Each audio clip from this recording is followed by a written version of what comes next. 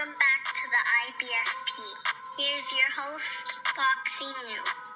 Andre Ward back hating on Canelo Alvarez, and look, let's break it down honestly and objectively as possible. And Andre Ward speaks on why he would pick Terence Crawford to beat Canelo Alvarez. He basically states that, it's a dangerous fight.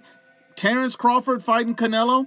Terence Crawford's moving up in weight, and this is the first time that Terence Crawford would truly be fighting an A-level elite fighter in Canelo Alvarez. Errol Spence is not on Canelo's level. Israel Madrimov is not on Canelo's level. Jeff Horn, Sean Porter, none of those guys are on Canelo's level. So this would be the hardest and most dangerous fight of Terence Crawford's career. Yet Andre Ward says Canelo Alvarez would have to prove he can break Terence Crawford's will. He's going to have to prove he can stop him from doing what he wants to do in that ring. And I find that very interesting and comical, actually, because when you look at it, Israel Madrimov stopped Terence Crawford from doing what he wanted to do in the ring. I mean, think about it. Israel Madrimov fought Terence Crawford and arguably won the fight. The fight should have at least been a draw, and we need a rematch, yet Terence Crawford ran from the rematch, wanted no smoke with the rematch, and this is an Israel Madrimov with only 11 fights at 154. So we really needed to see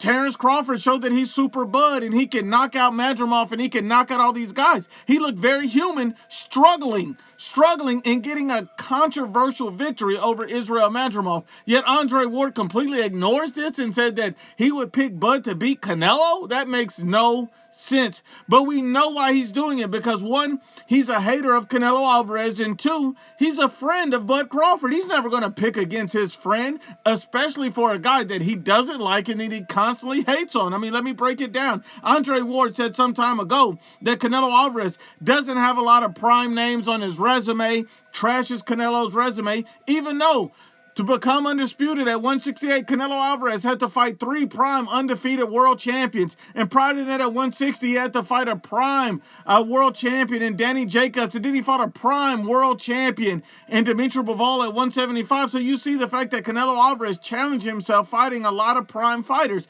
And what's funny is Andre Ward voted for Terence Crawford pound for pound #1 at the time when this man was fighting no prime top-level fighters.